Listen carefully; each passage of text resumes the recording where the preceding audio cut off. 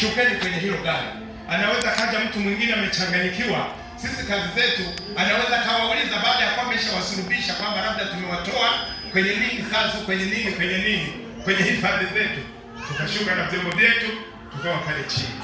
Yule bwana aliyetuijia nyumbani alikuja kwenye gari, anafikiri tumbo aliwasha kwamba tupeleke sijui kwenye store zao, si kuchukua nini. Akaingia barabarani akakuta watoto wawili wa shule. Alipiga breki, ile gari ikabinuka tairi juu, akajua wale mafundi nimewamaliza. Alitoka anakimbia. Mnanisikia vizuri wapendwa? Sijui walimrudishaje, maana alijua wametumaliza. Bwana tusaidie sana. Na nilikuwa nawaambia hivi, yaani kwa vile vifo ambavyo Yesu Biblia, Mungu alimwambia Adamu utakufa. Mungu akawa amekasirika. Vile vifo ambavyo tungekufa vya adhabu vimefichwa ndani ya kifo, vimekufa ndani ya kifo cha Yesu. Sawa ndugu zangu? Bwana tusaidie sana. Naam. Lakini pia muda usingetosha sana kuleta kila sambo ya ushuhuda. Muda usingetosha. Lakini kuna mfanyabiashara, niko nachambua tu za kuzungumza hapa. Kuna mfanyabiashara mmoja mwaka 91. Kuna wafanyabiashara, wale wafanyabiashara wenye maagano ya kutoa kafara kila tarehe moja. Ilikuwa tarehe 1 mwezi wa kwanza mwaka 90. Sikumbuki vizuri, 90-91, kati ya miaka hiyo miwili. Tulikuwa tunaenda kwenye ibada ya mwaka mpya, ibada ya shukrani ya mwaka mpya. Sasa mimi nilitoka nyumbani asubuhi mapema, nipite sokoni kidogo ndio nirudi kanisani. Sasa nikapita kwenye uwanja fulani wa mpira, nikakuta kuna mfanyabiashara yuko anaendesha Land Rover. Hizi gari za Land Rover siku hizi zimeanza kuwa adimu, Land Rover. Nikakuta kitu cha ajabu. Yuko anaendesha lile gari uwanjani, ameng'oa goli moja, ameling'oa. Anaweka moto, afika kwenye goli, halafu anakaza kona tena, nguzo ya pili. Ndugu zangu, nilikuwa kama hivi naota ndoto au ni yule mtu naye mfahamu kabisa. Unaona? Mimi nikapita nikaenda.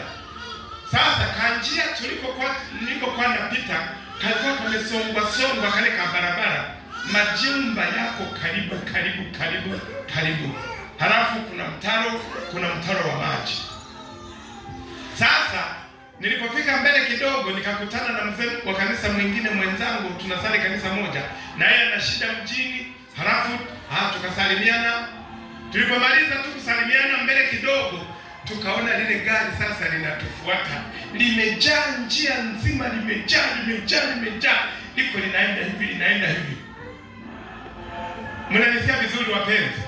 Yaani tukakosa tuende wapi. Majumba unaona? Nilipofika tu kama hapo, mimi niliona sio gari tena na mungurumo sikuusikia. Niliona ni giza linakuja lituzoe. Nilichokifanya tu, niliinua mikono juu na igiza kama niruke ili kile kivuli kipite chini. Kumbe ndio tunanyakuliwa, tukapelekwa kwenye korido ya nyumba ya mama mmoja, pembeni kabisa na lile tukio. Bwana sifiwe sana. Mimi niliona tu limekuwa ni giza linakuja lituzoe. Nainua mikono hivi, nataka niruke ili lile giza lipite chini. Kisha kumbe tumenyakuliwa kabisa. Mita kama 10 kutoka pale. Tulikuja kulishuhudia lile gari linaenda kuanguka lenyewe kwenye mtaro. Mnanisikia vizuri? Yule bwana akajua ametumaliza. Alitoka kwenye hilo gari akakimbia. Nilikuja kutolewa pale na watu wengine.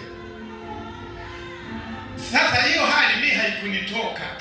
Hivi tulitokaje kule mpaka hapa? Tulishuka tumesimama, ndani tuko vizuri, hakuna hata shida. Mimi nimesimama hapa, mwenzangu amesimama hapa. Hapo tunaliona linavyokwenda kufanyaje. Tulipotoka barabarani, hakuna anayejua tulitokaje kule. wanakuja kuna nini? Yule mzee wa kanisa kwenye ushuhuda anashuhudia kwamba kumbe kama vile Filipo, kwamba nilikuwa nasoma kwenye Biblia Filipo alinyakuliwa, na sisi leo tumenyakuliwa, ndio kumbe tulinyakuliwa. Bwana sifiwe sana.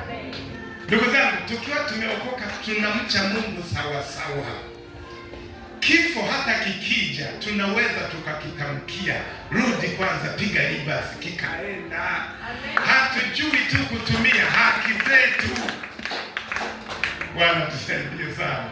Muda unaenda sasa, tukao tumebakiza dakika 20 na bado na nia mwisho. Mambo mengine tutayangalia wakati mwingine Mungu akitujalia. Lakini kuna mchawi mmoja, wale niliosema kuna wachawi wanaotumika na roho ya mauti, si ndivyo wapenzi? Kuna mchawi mmoja alikuwa anafuga nyoka. Nyoka wanaozungumza. Na wachawi wa miaka ile walikuwa halali kabisa. Yaani walikuwa wanajisikia nini? Wanajisikia vizuri kusifika kwamba ni wachawi. Sio wachawi wa sasa hivi wanajificha kwa sababu hawana uhakika na kazi zao. Lakini miaka ya nyuma walikuwa kabisa, akisikika kwamba ni mchawi anapandisha mabega. Na ndivyo nilivyo. Kuna mchawi mmoja alikuwa anafuga nyoka kabisa wanaozungumza. Nyoka wale wakisimama hivi, urefu wa mti kabisa, wanaongea.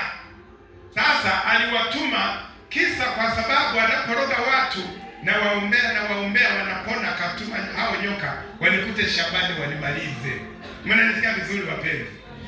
Wale nyoka walipokuja nikasema sikemei kabisa, na acha nione kama wataingia kwenye shamba. Nilikuwa napalilia, nilihesabu yale mahindi ninayopalilia yamejazwa Roho Mtakatifu na yenyewe yako yananena kwa lugha. Nikahesabu na ule udongo niliokanyaga wote umeokoka, nione kama hao nyoka watavuka mpaka waingie wakanyage kwenye shamba. Mnanisikia vizuri wapenzi? Kuanzia saa 4 mpaka saa 7 ndio mwisho nikageuka, tangu mnasumbuka hapo, si mnaona mlishashindwa? Yale majoka yamesimama hivi size ya miti kabisa, vichwa ndio vina. Nilipoyauliza hivi na kweli tumeshindwa. Mnanisikia vizuri wapenzi? Yaani hapo tunajinyanyapaa, ndugu zangu, tunajinyanyapaa na kulifedhehesha jina la Yesu. Yesu alikufa kile kifo cha adhabu. Tulifaa tuishi miaka yote mpaka parapanda. Ila tu kwa sasa tukimaliza kazi hapa tunaondoka sio kwa shinikizo la kifo wala la mauti. Tunapoteza tu haki zetu. Jamani, mwenzetu ni mapenzi gani ya Mungu kufa? Bwana tusaidie sana.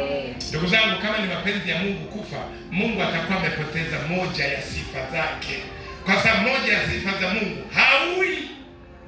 Sawa ndugu zangu? Bwana tusaidie sana. Amen. Lakini pia sasa na kesho hatupaswi kuendelea tena na somo hili. Lakini pia tusijiunge na mtandao wa kupunguza siku. Tunapoenda kwenye misiba, lile neno linalosomwa, jamani, Bwana sifiwe, amen. Tusome neno kitabu fulani, sura fulani, mstari fulani. Mwanadamu aliyezaliwa na mwanamke siku zake za kuishi si nyingi. Amen. Limauti linasema tumesikia habari zake kwa masikio yetu, kwamba siku zake za kuishi hazitakiwi kuwa nyingi. Mnanisikia vizuri wapenzi? Aya nazo zimejaa tabu. Amen. Tabu zinaanza kuulizana, hivi ni tabu zipi ambazo zimeshaenda kumtembelea maishani mwake, nyumbani mwake? Mnanisikia vizuri wapenzi? Hilo andiko lilifanya kazi wakati ambapo neema ya kuzaliwa mara ya pili kwa mbegu isiyoharibika ilikuwa bado. Sawa wapenzi? Biblia inasema hivi kwamba Torati ilitolewa kwa mkono wa Musa, lakini neema na kweli, neema na nini? Na kweli, neema na nini? Na kweli. Nirudie tena, neema na nini? Na kweli zimekuja kwa mkono wa Yesu. Kwa hiyo neema na kweli zinatuambia hivi, hatupaswi kufa. tutaondoka tukimaliza kazi salama. Amen. Bwana tusaidie sana. Amen. Eti ile Zaburi ngapi si 90, si ngapi si 9. Eti miaka yetu sisi imepitia katika hasira yako, tumetoweshwa kama kite. Amen. Tukiwa na nguvu si miaka 80, tukiwa si hatuna nguvu miaka 70. Amen. Kwani nimbakiza miaka 5 nife? Eti nimbakiza 5 nife? Nife niende wapi? Kufanya nini? Sasa ninaposoma hayo, amen, waliandikiwa hayo wale ambao neema ya kuzaliwa mara ya pili kwa mbegu isiyoharibika, hiyo neema ilikuwa bado, walikuwa wanatoweshwa kila itwapo leo, kwa sababu siku zao zilikuwa zinamuudhi Mungu. Kila kukiamka kukicha, mnanisikia vizuri wapenzi, Mungu moyo wake unaumia, akaona hao hawafai kuishi. Hayo hayatupasi sisi kwa sababu uhai wetu umefichwa ndani ya Yesu. Sawa ndugu zangu? Amen. Tukiokoka hapo napo Mungu atajisikia vizuri. Sawa.